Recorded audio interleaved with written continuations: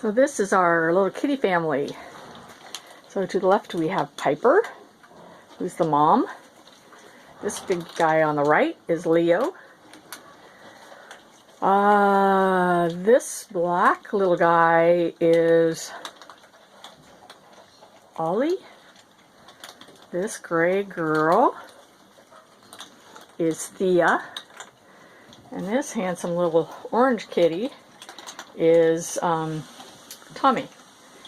And they are a full intact family. They all are together now here at Devil's Gulch, helping keep down the rats and waiting for lots of attention.